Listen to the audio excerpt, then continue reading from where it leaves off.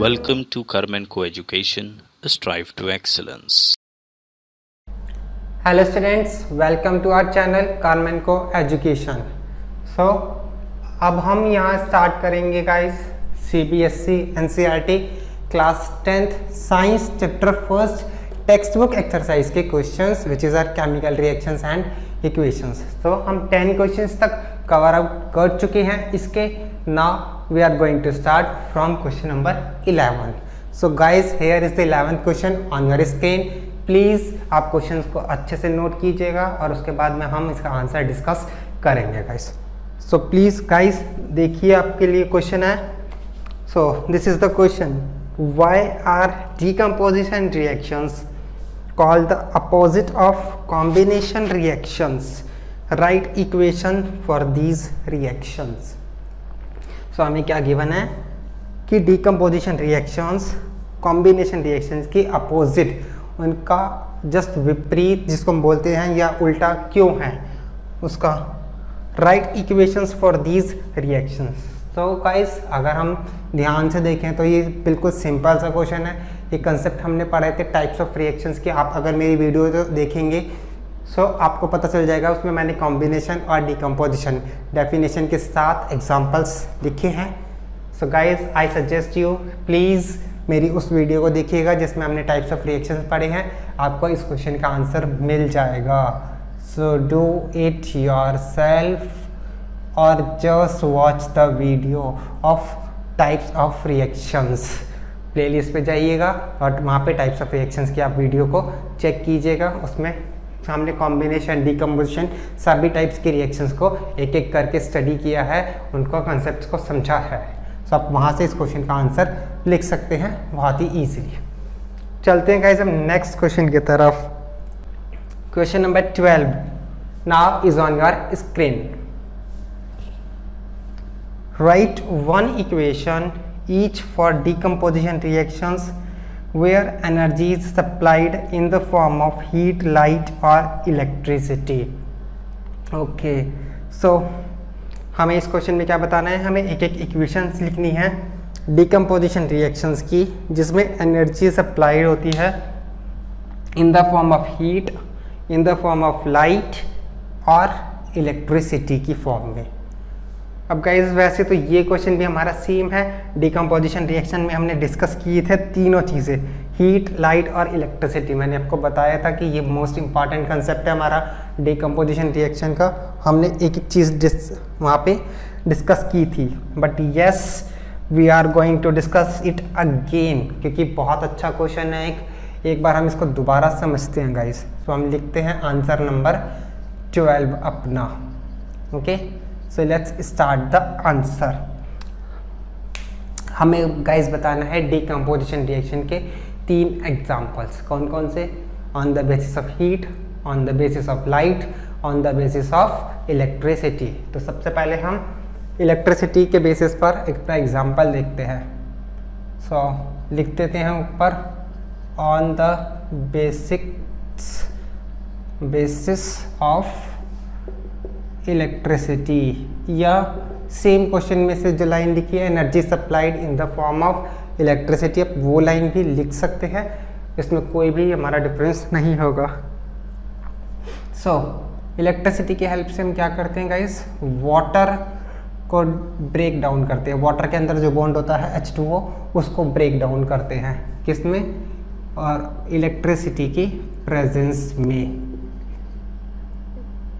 Right और ये हमने एक क्वेश्चन भी देखा था गाइस. वैसे हमारा एक क्वेश्चन भी था इन टेक्स्ट क्वेश्चंस में, वहाँ पे हमने ये चीज़ डिस्कस की थी. ऑल द डिकम्पोजिशन रिएक्शन में भी हमने ये चीज़ डिस्कस की थी कि H2O के बॉन्ड्स जो हाइड्रोजन और ऑक्सीजन के बीच में बॉन्डिंग होती है, वी नो आई थिंक कि ये कोवेलेंट बॉन्डिंग होती है. ऑल्दो हम इसके बारे में डिटेल में पढ़ेंगे चैप्टर नंबर 3 में कि बॉन्डिंग क्या होती है.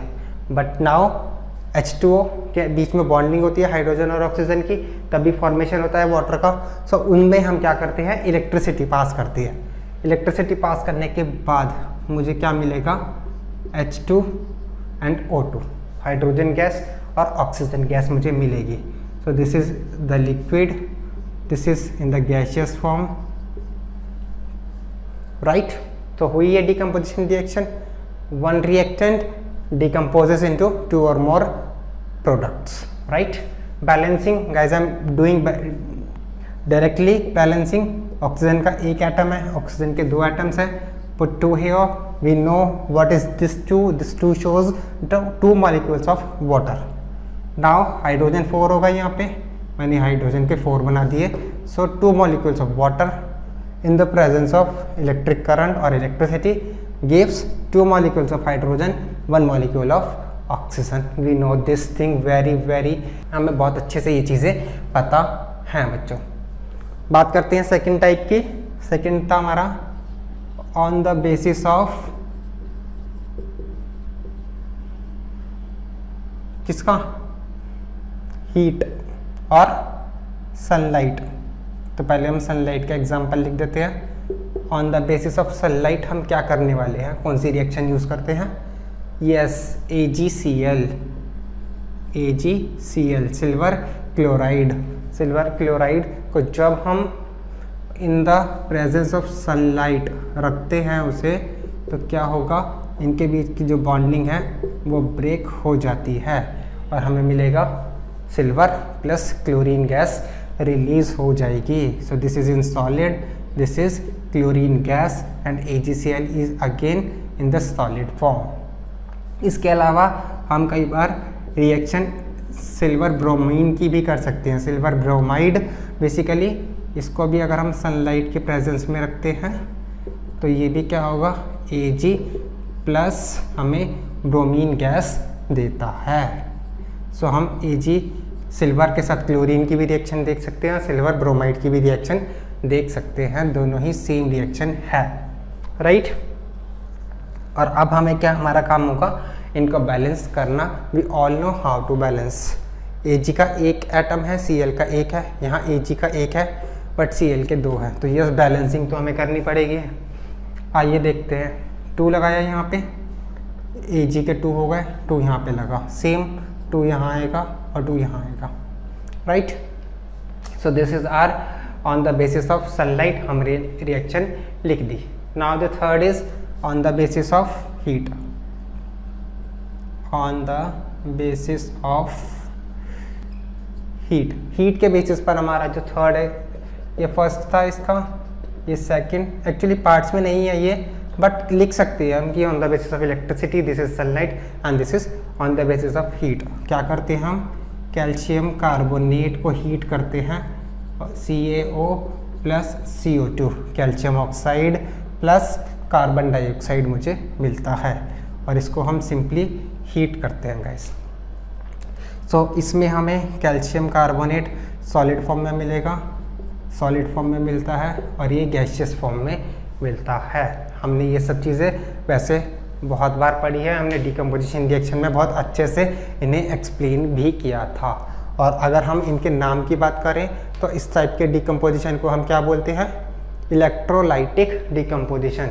आइए मैं लिख देता हूँ एक बार दोबारा से.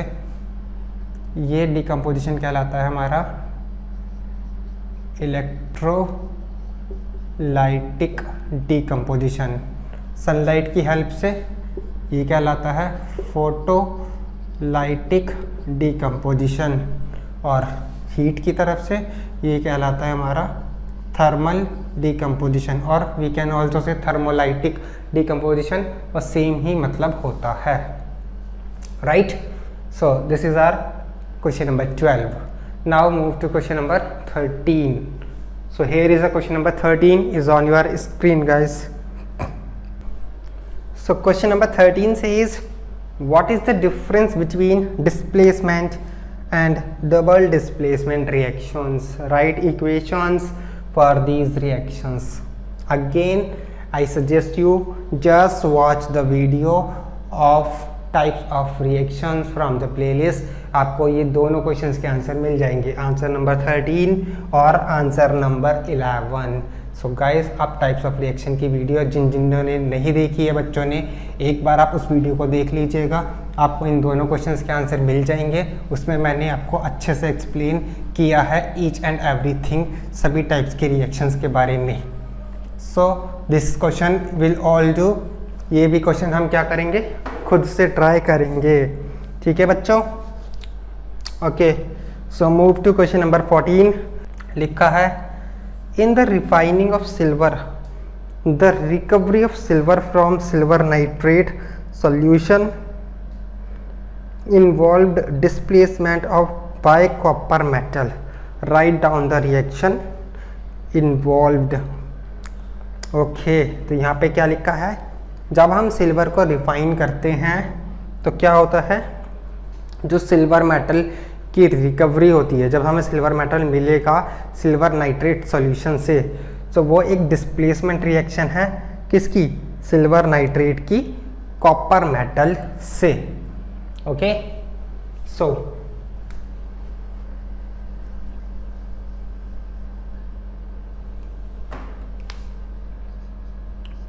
बच्चों देखते हैं इसका आंसर क्या हो सकता है। क्वेश्चन हमने पढ़ लिया, अच्छे से हमें समझ में आ गया ये क्वेश्चन का क्या मतलब है। नाउ हमें क्या करना है, हमारे पास है सिल्वर नाइट्रेट का एक सॉल्यूशन, तो AgNO3 सिल्वर नाइट्रेट का सॉल्यूशन है हमारे पास, और हमने क्या किया, इसको कॉपर से रिएक्ट किया, कॉपर मेटल से इसको रिएक्ट किया, तो क्या होगा, हमें सिल्वर अलग मिल जाएगा। क्यों, because we all know copper is more reactive than silver. तो क्या करेगा, डिस्प्लेस तो करेगा ही करेगा भाई ये, क्योंकि कॉपर क्या है, ज़्यादा रिएक्टिव है। तो क्या मिल जाएगा हमें, CuNO3 whole twice plus Ag, हमें मिलेगा कॉपर नाइट्रेट प्लस सिल्वर। अब यहाँ पे हमें पता होना चाहिए कि कॉपर की वैलेंसी 2 होती है, नाइट्रेट की वैलेंसी 1 होती है, हैंस जब क्रॉस मल्टीप्लाई करते हैं CuNO3 होल ट्वाइस। अब ये NO3 के साथ 2 है, nitrate is NO3, that means कि ये जो 2 है वो नाइट्रोजन के एटम्स को भी मल्टीप्लाई कर रहा है और ऑक्सीजन के एटम्स को भी मल्टीप्लाई कर रहा है। So this is our reaction of the silver nitrate plus copper gives copper nitrate plus silver. So guys, अब हमारा काम क्या होगा, इस रिएक्शन को बैलेंस करना, क्योंकि हमने रिएक्शन तो लिख दी केमिकल इक्वेशन की फॉर्म में, बट हमने इसको बैलेंस अभी नहीं किया है। So yes, we have to do balancing also. Plus हम इसके स्टेट्स लिख सकते हैं, सिल्वर नाइट्रेट हमें किस फॉर्म में मिलता है, एक्वस सॉल्यूशन है, कॉपर मेटल है, सिल्वर मेटल मिलेगा, प्लस कॉपर नाइट्रेट एक एक्वस सॉल्यूशन मिलेगा, राइट। सो बैलेंसिंग मैं यहाँ पे डायरेक्ट करने वाला हूँ गाइस, सो मेक श्योर हम ध्यान से समझेंगे। ये चलो कर लेते हैं, लिख देते हैं साथ साथ। AgNO3 कंपाउंड है दोनों तरफ, NO3 एक साथ लेते हैं हम, और Cu, राइट। इधर भी लिखते हैं हम AgNO3 Cu, ओके, 1 1 1, और इधर Ag1NO3 2 Cu1। सो क्या क्या अनबैलेंस्ड है, नाइट्रेट के एटम्स को मल्टीप्लाई करना है ना हमें, नाइट्रेट को कर दो 2 से multiply, nitrate is in the form of silver nitrate, तो क्या होगा, सिल्वर भी 2 से मल्टीप्लाई हो जाएगा, और इधर सिल्वर तो हमारा फ्री स्टेट में है, खत्म। ये लीजिए, हो गई बैलेंसिंग, सिल्वर के 2 एटम्स, नाइट्रेट के 2 एटम्स, कॉपर का 1 एटम, सिंपल है balancing. So guys, please note this question and now proceed to question number 15. 15 questions guys आपकी स्क्रीन पर है, please check the question. What do you mean by a precipitation reaction? Precipitation reaction क्या होती है? Explain by giving example. हमें explain करना है एक example के साथ। Okay, so guys बहुत ही अच्छा क्वेश्चन है, as well as important question है हमारे एग्जाम पॉइंट ऑफ व्यू से भी, कि प्रेसिपिटेशन रिएक्शन क्या होती है। सो आई थिंक हमने कंसेप्ट्स में भी इसकी उतनी ज़्यादा बात नहीं की थी, बट हमने पढ़ा था कि प्रेसिपिटेट क्या होता है, प्रेसिपिटेट कहाँ बनता है, कब बनता है, ये चीज़ मैंने आपको बताई थी। क्या बताई थी मैंने आपको, कि जब भी हम कभी कोई डबल डिस्प्लेसमेंट रिएक्शन यूज़ करते हैं तब क्या होता है, डबल डिस्प्लेसमेंट रिएक्शन में हमारे पास 2 कंपाउंड्स होते हैं, दोनों ही अपने आयंस को एक्सचेंज करते हैं और 2 नए कंपाउंड्स बनाते हैं, जिनमें एक कंपाउंड क्या होता है, प्रेसिपिटेट के फॉर्म में मिलेगा और दूसरा हमें सॉल्यूशन मिलता है।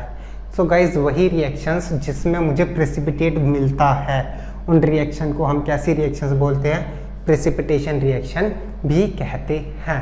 बस यही बात है, सिंपल हमें क्या लिखेंगे हम इसमें प्रेसिपिटेशन रिएक्शन में, कि वो रिएक्शंस जिसमें हमें प्रेसिपिटेट मिलता है, राइट। सो आइए अब लिखेंगे इसका आंसर। सो गाइस लिखते हैं हम, a reaction in which a precipitate, और प्रेसिपिटेट को हम और क्या लिख सकते हैं, एन इनसॉल्यूबल सब्सटेंस। अभी नो कि प्रेसिपिटेट एक इनसॉल्यूबल सब्सटेंस होता है, वाटर के अंदर डिसॉल्व नहीं होता। सो इन विच अ प्रेसिपिटेट और insoluble substance is formed, a reaction in which a precipitate or insoluble substance is formed is known as precipitation reaction। वो चीज़ आप खुद लिखो बैठ के, हम लिख सकते हैं इतना तो। अब हम इसके एग्जाम्पल लिखते हैं। एग्जाम्पल्स तो हमने बहुत सारे पढ़े हैं प्रेसिपिटेट के हैं, यस। डबल डिस्प्लेसमेंट रिएक्शन के हमने बहुत सारे एग्जाम्पल्स पढ़े हैं, कोई भी एक एग्जाम्पल हम लिख देते हैं यहाँ पे। BaCl2 barium chloride, Na2SO4 sodium sulphate gives BaSO4 barium sulphate plus NaCl sodium chloride, right. We know ये एक्वस फॉर्म होता है, ये एक्वस सॉल्यूशन होता है, this is a solid precipitate, और ये एक्वस होता है, this is a precipitate, and we can also write white precipitate. इसके अलावा नाम हम पढ़ चुके हैं इसके, मैं आपको बता रहा हूँ, अब चाहो तो नोट कर लीजिए। Barium chloride, barium chloride, right. Sodium sulphate, sodium sulphate, this is barium sulphate, this is sodium chloride. Simple है। तो this is our reaction, but yes balancing balancing and balancing. हमें सबसे पहले कोई भी रिएक्शन हम लिखते हैं, इवन अगर मैं यहाँ पे बताने में आपको किसी रिएक्शन में बैलेंसिंग अगर मैंने भूल जाता हूँ या मैं मिस कर जाता हूँ, सो प्लीज़ गाइज कोई भी रिएक्शन जब हम लिख रहे हैं ईच एंड एवरी टाइम हमें उसको चेक करना है कि वो बैलेंस है या नहीं। कोई भी अनबैलेंस्ड केमिकल इक्वेशन एग्ज़ाम में मत लिख के आना, वो बिल्कुल रॉन्ग होगी, हमारे को 0 मार्क्स ही मिलने वाले हैं। So each and every reaction अगर हम केमिकल इक्वेशन लिख रहे हैं शुड बी बैलेंस्ड, राइट। सो ध्यान रखेंगे हम इस चीज़ का बहुत अच्छे से। यहाँ पर हमें बैलेंसिंग करनी है, Na के 2 एटम है, Cl के 2, तो मैं 2 लगा देता हूँ यहाँ पे और ख़त्म बैलेंसिंग हमारी। ओके गाइस, तो सिंपल सा क्वेश्चन था, but yes one of the important questions from our CBSE book. Move to next question guys. Question number 16, explain the following in terms of gain or loss of oxygen with 2 examples, oxidation and reduction। okay, so क्या हमें ये example करने की ज़रूरत है, या हमें पता है गाइस कि ऑक्सीडेशन और रिडक्शन क्या होता है? यस हम ये बहुत बार पढ़ चुके हैं। टाइप्स ऑफ रिएक्शंस में हमने ऑक्सीडेशन और रिडक्शन को बहुत अच्छे से समझा है। सो हम वही 2 एग्जांपल्स मैंने जो वहाँ पे यूज़ किए थे ऑक्सीडेशन और रिडक्शन के 2 एग्जांपल्स लिखिएगा, और उसमें ऑक्सीडेशन कहाँ हुआ है, रिडक्शन कहाँ हुआ है, वही सब चीज़ें हमें यहाँ पर भी बतानी है। डेफिनेशन हमने वहाँ भी पढ़ी है, तो हम वहाँ से लिख सकते हैं। सो गाइस अगेन मैं बोलूँगा answer number 16, do your self और जस्ट वॉच द वीडियो। केवल एक ही वीडियो हमें देखनी है, सभी टाइप्स ऑफ रिएक्शंस मुझे वहाँ पे मिल जाएंगे। मेरी प्लेलिस्ट पे जाइएगा, वहाँ पे आपको एक टाइप्स ऑफ रिएक्शंस की 2 वीडियोस होगी। एक में आई थिंक एंडोथर्मिक और एक्सोथर्मिक की रिएक्शंस है हमारी केवल, जो फर्स्ट है, और सेकंड में आपको सारी टाइप्स की रिएक्शंस मिल जाएगी। वहाँ से आप सभी टाइप्स ऑफ रिएक्शंस को बहुत अच्छे से पढ़िएगा और उनके नोट्स बना सकते हैं। मैंने सबकी आपके डिफाइंस लिखी हैं उसमें, एज वेल एज एग्जाम्पल्स भी मैंशन किए हैं। Okay guys, so answer number 16 आप वहाँ से करोगे। चलते हैं नेक्स्ट क्वेश्चन की तरफ guys. 17th question, is on your screen. So guys 17 question में क्या लिखा है, अ shiny brown coloured element X on heating in air becomes black in colour, name the element X and the black coloured compound formed. Okay, तो सबसे पहले हमें बताना है कि एक ब्राउन कलर का एलिमेंट है कोई X, अगर हम उसको एयर में बर्न करते हैं, हीट करते हैं, तो वो कैसा हो जाता है, ब्लैक कलर का हो जाता है। अब हमें उस एलिमेंट का नाम बताना है और उस ब्लैक कलर के कंपाउंड जो बना है वो भी बताना है कि कौन सा है। सो गाइस आइए स्टार्ट करते हैं हम आंसर नंबर 17। सो क्वेश्चन हम सबने देखा, क्वेश्चन में क्या लिखा है गाइस, हमें एक ब्राउन कलर का सब्सटेंस है X जिसका नाम बताना है, जो ब्राउन कलर का होता है, कि अगर हम उस सब्सटेंस को हीट करेंगे, किसमें, एयर के प्रेजेंस में, ऑक्सीजन के प्रेजेंस में, अगर हम इसे हीट करते हैं तो वो कैसा हो जाता है, ब्लैक कलर का बन जाएगा। तो ऐसा कौन सा सब्सटेंस होता है। तो सबसे पहले हम आंसर में लिखेंगे the brown colored substance is copper। कौन सा सब्सटेंस होता है वो ब्राउन कलर का, कॉपर। और जब हम इसको हीट करेंगे, when copper is heated in air, जब हम कॉपर को एयर में हीट करते हैं तब क्या होगा, क्या मिलेगा गाइस हमें, a black colored substance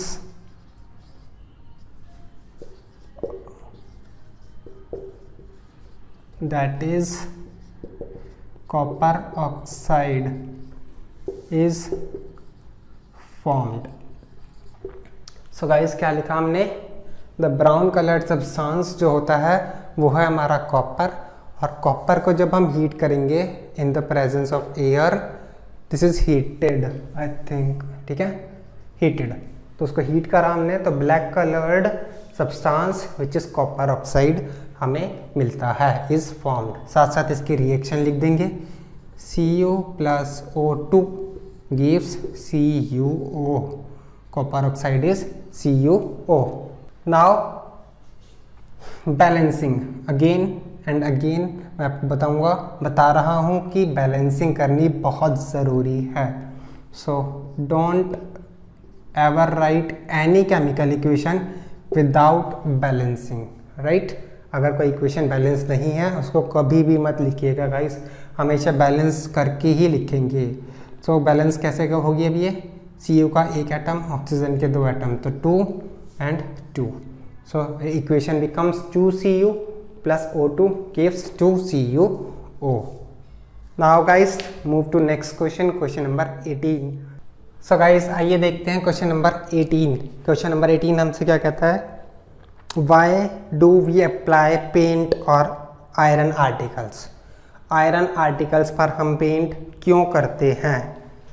yes हमें पता है कि हम पेंट क्यों करते हैं, पढ़ा था हमने इफेक्ट्स ऑफ ऑक्सीडेशन में कि आयरन आर्टिकल्स पे पेंट किया जाता है उन्हें रस्टिंग से बचाने के लिए, right.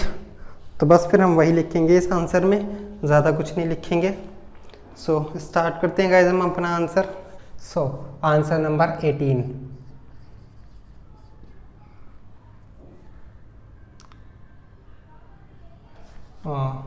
we apply paint on iron articles to prevent them from rusting. हम अप्लाई करते हैं पेंट आयरन आर्टिकल्स पर, on iron articles to prevent them from rusting, उनको रस्टिंग से बचाने के लिए। Fine. Now when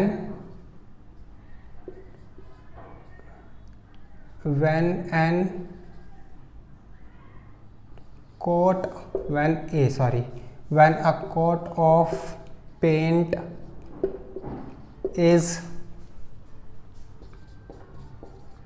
applied on iron articles, then air or moisture can't come in contact of iron articles, hence no rusting takes place। Right. तो एक बार हम पढ़ लेते हैं कि हमने क्या क्या लिखा। We apply paint on iron articles to prevent them from rusting.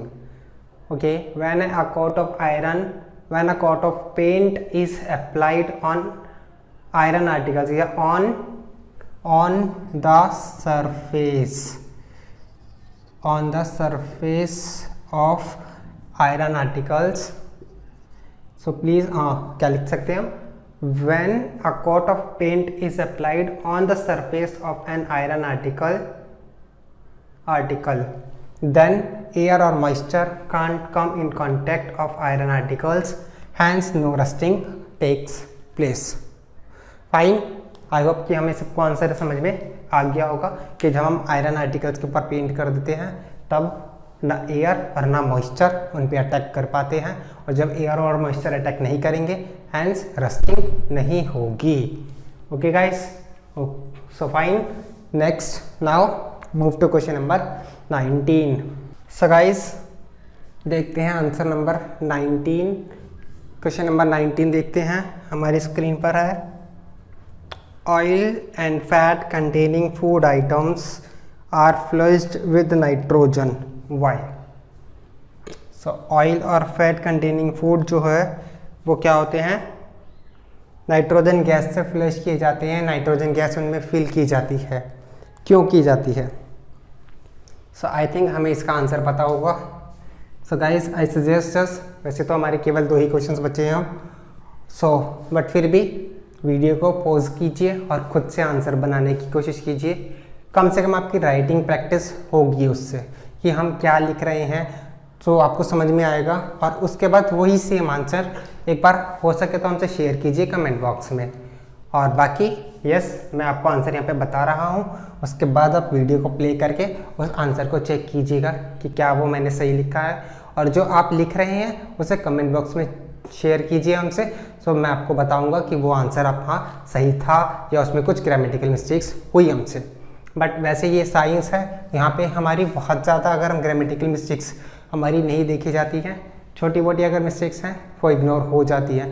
Teacher को केवल आंसर से मतलब होता है कि हमने मीनिंग जो क्वेश्चन का समझा और उसे अपने वर्ड्स में जब लिख रहे हैं क्या वो सही है, मेन हमारा वो देखा जाता है साइंस के पेपर में। Because this is not English, this is not language कि यहाँ पे हमें ग्रामेटिकल मिस्टेक्स करनी ही नहीं है, वो हमें इंग्लिश में बहुत ज़्यादा ध्यान रखना होता है। But here we are studying science guys, so just try to make answers को अपने फॉर्म में अपने हिसाब से लिखने की कोशिश कीजिए। आप जितना ज़्यादा लिखने की प्रैक्टिस करेंगे उतना ही आपके लिए बेनिफिशियल होगा। राइट, फिलहाल हम स्टार्ट करते हैं हमारा आंसर। So we all know guys कि क्या होता है, oils and fats containing food items are flushed with nitrogen gas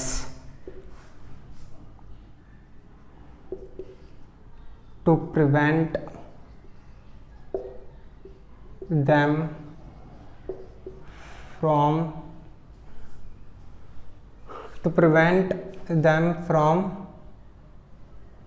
atmospheric oxygen, atmospheric oxygen हम उसको किससे प्रिवेंट करते हैं? एटमॉस्फेरिक ऑक्सीजन से, because fats and oils containing food in the presence of atmospheric oxygen gets or turns ज़्यादा अच्छा लगेगा, turns rancid,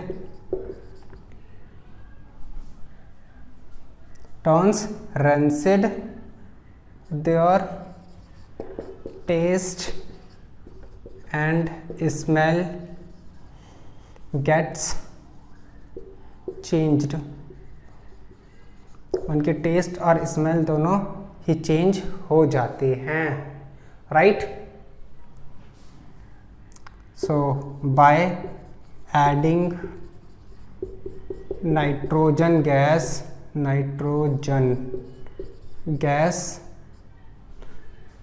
by adding nitrogen gas they remain fresh, because fresh क्यों रहते हैं? क्योंकि nitrogen can't react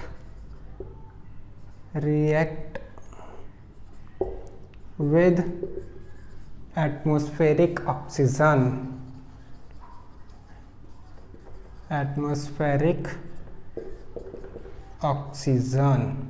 so guys answer ज़्यादा लंबा लिख दिया, बट अब आप देखोगे तो इस आंसर में मैंने ऐसा कुछ लिखा ही नहीं है खास। क्या लिखा है आइए एक बार देखते हैं। Oils and fats containing food items are flushed with nitrogen gas, ये सब क्वेश्चन में लिखा है। इतना तो कोई बहुत बड़ी बात नहीं है, हमने क्वेश्चन में से लिखा है। To prevent them from atmospheric oxygen, क्या करते हैं हम उसे? एटमॉस्फेरिक ऑक्सीजन से बचाने के लिए। क्यों? क्योंकि fats and oils containing foods in the presence of atmospheric oxygen turns rancid, हमें पता है। और आप चाहो तो यहाँ से भी आंसर को यूज़ कर सकते हो। ये line if you don't want उसको स्किप कर सकते हो, अगर लिखते हो तो बहुत अच्छी चीज़ है गाइस हमारे लिए। Because fats and oils containing food in the presence of atmospheric oxygen turns rancid, हमारा मेन आंसर बिकॉज से शुरू हो रहा है कि फैट्स और ऑयल्स कंटेनिंग फूड अगर एटमॉस्फेरिक ऑक्सीजन के प्रेजेंस में आते हैं तो वो रेंसिड हो जाते हैं। रेंसिड का मतलब their taste and smell gets changed, यहाँ पे हमने केवल उसके मतलब को एक्सप्लेन किया है। By adding nitrogen gas they remain fresh, जब हम नाइट्रोजन गैस ऐड कर देते हैं उनमें या फ्लश कर देते हैं वो हमेशा फ्रेश रहेंगे। क्यों? क्योंकि नाइट्रोजन रिएक्ट नहीं करती एटमॉस्फेरिक ऑक्सीजन से, और फिर वो ऑयल्स एंड जो फैट्स कंटेनिंग फूड है वो ऑक्सीडाइज्ड होंगे ही नहीं, और जब वो ऑक्सीडाइज नहीं होंगे तो वो रेंसिड नहीं होंगे, उनकी टेस्ट और स्मेल ख़राब नहीं होगी। सो सिंपली उन्हें प्रिवेंट करने के लिए क्या करते हैं हम? उनको नाइट्रोजन गैस फिल करते हैं जिससे कि वो प्रिवेंट रहें, बचे रहें, राइट। आइए गाइस देखते हैं हमारा लास्ट क्वेश्चन, क्वेश्चन नंबर 20 आपकी स्क्रीन पर। Explain the following terms with one example, corrosion and rancidity. So guys हम पढ़ चुके हैं कोरोजन और रेंसिडिटी, डेफिनेशन विद एग्जाम्पल्स, तो डू योर सेल्फ और just watch my video of in the playlist. मेरी जो वीडियो है आप देख सकते हैं उसे, उसमें मैंने कोरोजन और रेंसिडिटी दोनों को ही एक्सप्लेन किया है। वहाँ से आप इस आंसर को नोट कर सकते हैं और समझ भी सकते हैं कि क्या होता है कोरोजन और रेंसिडिटी, कैसे हम उसे प्रिवेंट कर सकते हैं, उसके एग्जांपल्स, ईच एंड एवरीथिंग आपको वहाँ पर मिल जाएगा। तो ये आंसर भी आप खुद से करेंगे। सो गाइस आपने देखा कि हमने एक एक इंटेक्स क्वेश्चन और एक एक टेक्स्ट बुक के क्वेश्चन को हमने यहाँ पर मैंने आपको समझाया है। जितनी भी बैलेंसिंग थी मैंने कोई बैलेंसिंग स्किप नहीं की, एक एक बैलेंसिंग आपको कर करके दिखाई है जिससे कि हमारी प्रैक्टिस बहुत अच्छी हो। सो मेक श्योर वो सारे के सारे क्वेश्चंस आप बहुत अच्छे से प्रैक्टिस करोगे। अगर बैलेंसिंग है तो yes we have to do practice, और जितने भी हमने क्वेश्चंस करे हैं उन सब क्वेश्चंस को आप समझो अच्छे से और उन्हें अपने वर्ड्स में लिखने की कोशिश कीजिए। जितना आप अपने वर्ड्स में लिखोगे उतना ही आपके लिए अच्छा होगा। आप चाहो तो जो आंसर्स मैंने आपको लिखे दिए हैं यहाँ पे आप वो भी लर्न कर सकते हो, अदरवाइज़ अपने वर्ड्स में बनाओगे तो और अच्छी चीज़ है गाइस, वो बहुत अच्छा रहेगा आपके लिए। आप आंसर्स बनाइए, लिखिए, हमसे शेयर कीजिए। मैं आपको एक एक आंसर्स हर एक बच्चे के चेक करूँगा और बताऊँगा कि आपने कहाँ पर क्या गलती करी है या आपका ये आंसर बिल्कुल सही है। व्हाटएवर जो भी चीज़ें होंगी हम आपसे ज़रूर आपको रिप्लाई दिया जाएगा उस चीज़ का। So thank you guys. आपको अगर इसके बाद भी किसी भी टॉपिक में या किसी भी क्वेश्चन में कोई भी डाउट होता है just mention that in comment box and उसके ऊपर आपको फीडबैक बहुत जल्दी मिलेगा। आपको कोई सेपरेट कंटेंट उसके ऊपर बहुत जल्दी मिलेगा गाइस। Thank you guys.